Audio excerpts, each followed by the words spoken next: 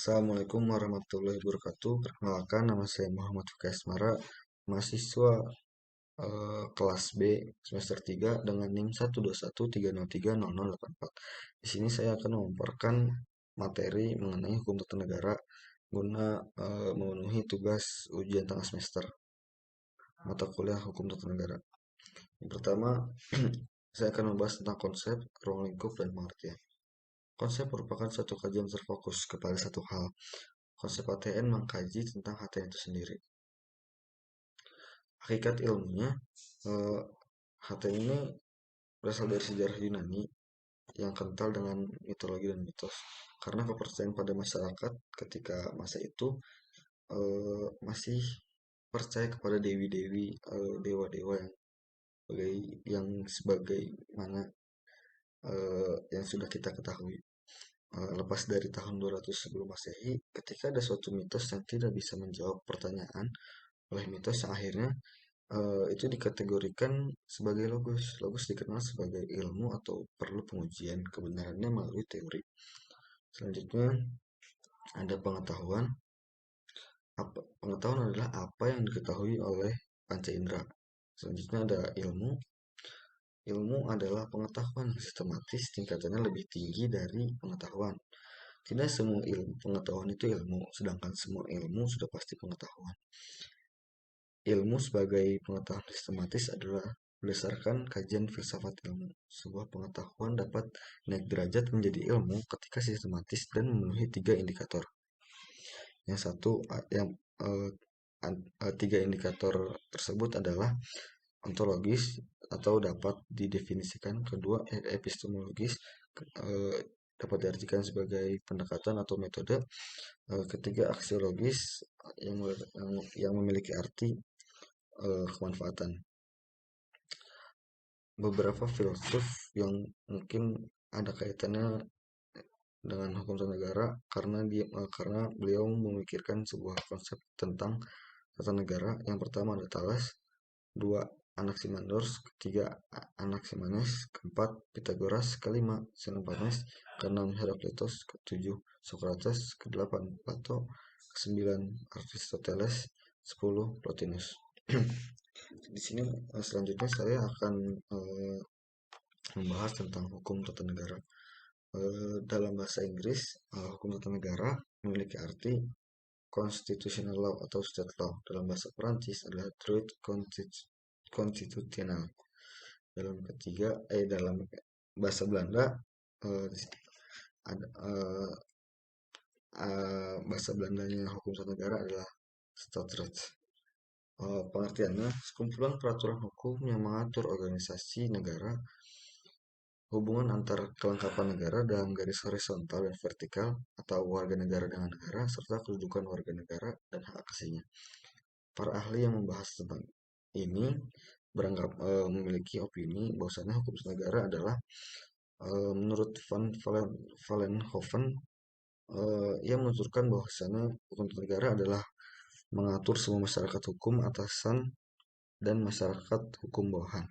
Kedua, Scholten dia menuturkan bahwasanya hukum tata negara adalah mengatur organisasi daripada negara. Ketiga ada Utrecht, dia memiliki opini bahwasanya kewajiban sosial dan kekuasaan pejabat negara. Yang terakhir ada Kusumadi Pujo Sewojo, beliau menuturkan bahwasanya hukum tata negara adalah bentuk negara, bentuk pemerintahan hierarki. Asumsi yang pertama, asumsi ada perangkat aturan.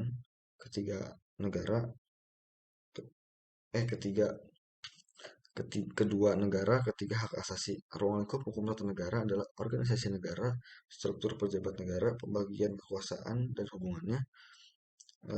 Hukum tata negara ini memiliki hubungan ilmu dengan ilmu lain. Yang pertama ada ilmu hukum, ilmu politik, hukum administrasi negara, sosial, ekonomi.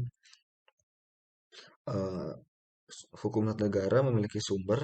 Yang pertama adalah hukum internasional, dua peraturan perundang-undangan, tiga nilai konstitusi yang tidak tertulis atau hukum adat, keempat jurisprudensi peradilan, kelima constitutional convention, Keenam, doktrin ilmu hukum yang telah menjadi ius communis opini doctorum. Selanjutnya, saya akan membahas tentang asas-asas hukum tata negara. Yang pertama, saya akan menjelaskan apa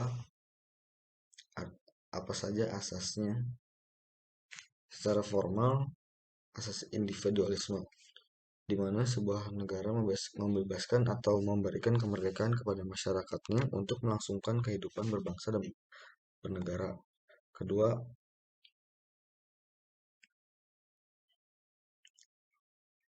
eh, penjaga atau apa ya? Aduh, lupa lagi. Ada hadir yang artinya hukum tata negara hadir ketika suatu keadaan membutuhkan kehadiran suatu hukum tersebut. Ketiga adalah monopoli. Asas hukum tata negara yang terakhir adalah monopoli. Kebalikannya daripada individualisme. Negara dominan mengatur hal-hal yang memonopoli kehidupan berbangsa dan bernegara. Selanjutnya, material. Eh, Mungkin ini bisa dibilang juga asas hukum tata negara secara material ya. Yang pertama ada kolektif, kedua dominasi negara, yang ketiga cita-cita ideal. Adapun juga asas-asas yang lain seperti asas negara kesatuan, eh, negara negara kesatuan dalam bentuk pemerintahan lebih sentralistik, kedua negara serikat sentralistik, negara tidak terlalu besar seperti negara kesatuan. Negara kesatuan dibagi ke dalam beberapa asas. Yang pertama, asas desentralisasi, perlimpahan sebagian kewenangan negara terhadap pusat daerah. Kedua, asas dekontrasi, yang artinya penyelenggaraan urusan pemerintahan pusat dilimpahkan ke daerah. Ketiga, asas pembantuan unang urusan pemerintah pusat yang dibantu daerah. Selanjutnya, asas negara hukum. Eh, Adanya jaminan HAM. Kedua, badan kehakiman yang bebas dan mandiri. Tiga, pemilu bebas. Empat, kebebasan menyatakan berpendapat. Kebebasan berserikat. Enam, pendidikan kewarganegaraan. Asas-asas demokrasi yang telah dipaparkan oleh Afan Gafar. Yang pertama, penyelenggaraan kekuasaan berasal dari rakyat. Kedua, penyelenggaraan kekuasaan secara bertanggung jawab. Tiga, adanya partisipasi langsung ataupun tidak langsung. Keempat, adanya rotasi kekuasaan. Kelima, pemilu. Keenam, kebebasan yang dijadikan hak-hak dasar manusia. Selanjutnya di pertemuan keempat yang membahas tipe dan bentuk susunan negara. Yang pertama ada kesatuan atau unitary state, sifatnya lebih sentralistik. Eh, Vertical management model, eh, artinya terpusat dan menganut sistem kerajaan kekaisaran tapi sudah kesatuan. Selanjutnya ada central representative model. Selanjutnya ada unification model. Yang terakhir ada mixed model. Karakter-karakter negara kesatuan adalah yang pertama satu konstitusi yang berlaku, dua satuan pemerintah di tingkat pusat, selanjutnya ada satu kewarganegaraan, selanjutnya ada satuan pemerintahan vokal yang merupakan subdivisi pemerintah pusat dengan dominasi pusat dibanding daerah. Selanjutnya bagian.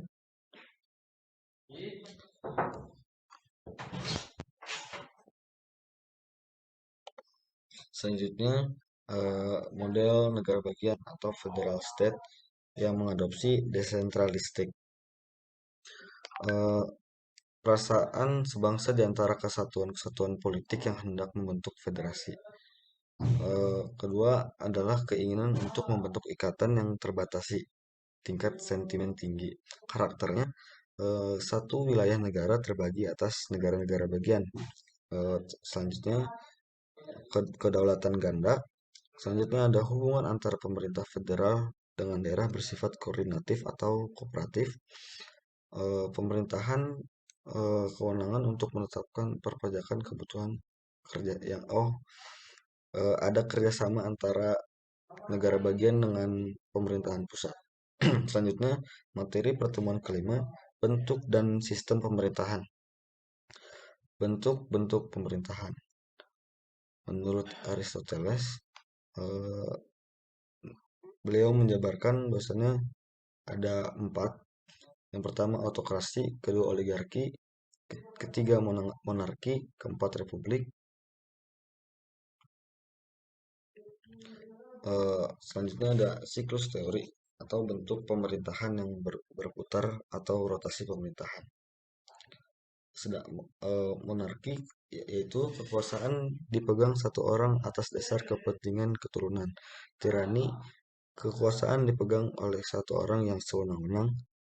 Aristokrasi kekuasaan dipegang beberapa orang yang memiliki kepentingan. Oligarki kekuasaan dipegang oleh beberapa orang dan berkepentingan. Selanjutnya ada negara demokrasi, kekuasaan dijalankan oleh rakyat demi kepentingan rakyat.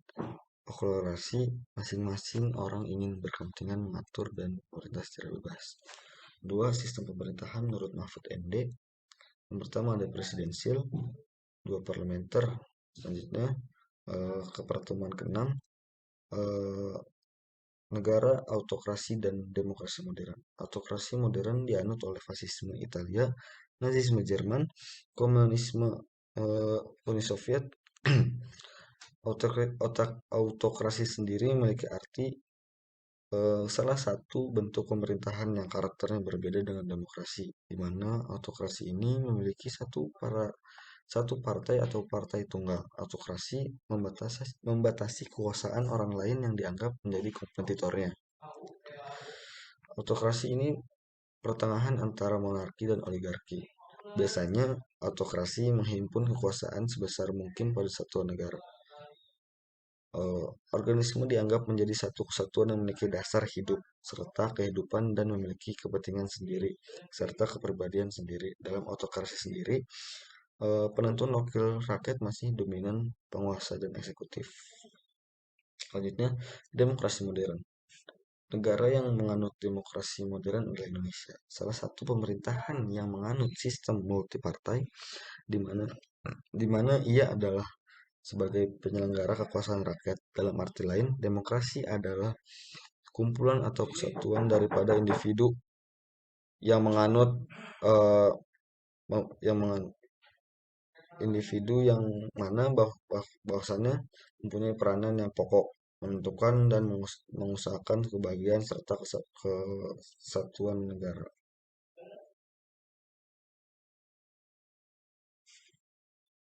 Di sini rakyat memiliki kendali penuh penentuan wakil dan di demokrasi ini undang-undang lebih dominan. Pertemuan ketujuh, pembagian kekuasaan dan lembaga negara. Yang pertama ada pembatasan kekuasaan. Menurut Maurice Duverger, cara melakukan pembatasan kekuasaan adalah satu, secara langsung, yakni adalah pemilihan para penguasa, pembagian kekuasaan, dan kontrol yudisial. Dua, menambah atau memperkuat kekuasaan pihak yang diperintah. Jika suatu keadaan tak dapat dikendalikan dan membuat masyarakat muak, lalu lahirlah pemberontakan atau revolusi. Tiga, pengendalian kezaliman pihak penguasa baik secara internal maupun eksternal. Mungkin itu saja yang dapat saya paparkan. Lebihnya mohon maaf, kurangnya mohon maaf. Assalamualaikum warahmatullahi wabarakatuh.